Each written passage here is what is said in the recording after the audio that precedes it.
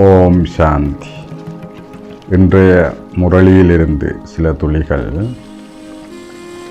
எங்களுடைய ஆத்மா உண்மையில் ஒரு மேன்மையான நிலையை அடைய வேண்டுமாக இருந்தால் என்னுடைய நினைவு தீ போன்று இருக்க வேண்டும். அதாவது எரிகின்ற நெருப்பு மாதிரி.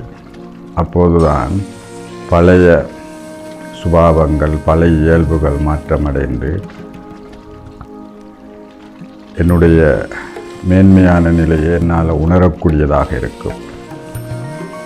நாங்கள் பொதுவாக பழைய உலகம் சார்ந்து முயற்சிக்கின்ற போது பழைய உலகத்தில் ஏதோ உள்ளது என்று தேடுவோம். பழைய உலகத்தில் அது உள்ளது, இது உள்ளது, ஒருவேளை சந்தோஷம் இருக்கலாம் என்று என்னுடைய மனம் தேடிக்கொண்டு என்னுடைய சிந்தனையை ஒருவர் மீது ஒன்று குவிப்பது என்பது அசாத்தியமான விடயமாக இருக்கும். அதாவது பாபா இன்று அதையும் கூட கூறுகிறார். இந்த பழைய உலகத்தில் எதுவுமே நிலையானது இல்லை. என்ன பெறுபேறு கிடைச்சாலும் அது தற்காலிகமானது. ஏன் தற்காலிகமானது? நான் ஒரு கணம் சந்தோஷமாக இருப்பேன். ஏதாவது பேறுகள், பேரோ புகழோ கௌரவமோ அந்தஸ்து கிடைக்கின்ற நேரம். ஆனால் மறுகணம் நான் ஏதாவது ஒரு சூழ்நிலை மாறுகின்ற போது பெற்ற அனைத்தினுடைய உணர்வுகளையும் அந்த கணமே இழந்து விடுவேன். ஆகவே இவ்வாறான தற்காலிகமானதில் என்னுடைய மனதை செலுத்தி தேடிக்கொண்டு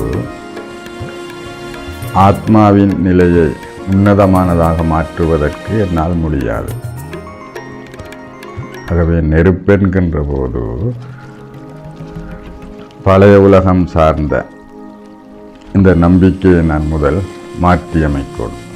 அதாவது இந்த பழைய உலகத்தில் எதுவும் இல்லை, இதில் எதுவும் தேடினேனாக இருந்தால் ஆரம்பத்தில் அது கிடைப்பது மாதிரி இருக்கும், பிறகு அதுவே எனக்கு துன்பமாக இருக்கும். ஆகவே நான் பல விதங்களில் இந்த உலகத்தில் அனுபவம் பெற்றுள்ளேன்.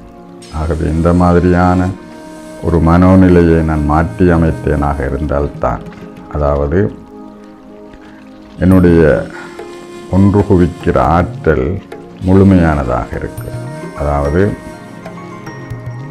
அந்த பக்க காட்சிகளினால் கவரப்படாமல் என்னுடைய சிந்தனை ஆழமாக ஒரு இடத்தில் ஒன்று குவிக்கப்படுகின்ற போதுதான் அது எரிகின்ற நிலையை பெறும். அதாவது என்னுடைய சுபாவம் இயல்பில் ஒரு மாற்றத்தை கிடைக்கும். இங்கே பௌதிகமான நெருப்பு எரிகின்ற மாதிரி நாங்கள் சிந்திக்க வேண்டியதில்லை. அந்தளவுக்கு என்னுடைய நினைவு பலம் வாய்ந்ததாக இருக்க வேண்டும். அதைத்தான் இன்று பாபா குறிப்பிட்டு சொல்லுகிறார். ஓம் சாந்தி.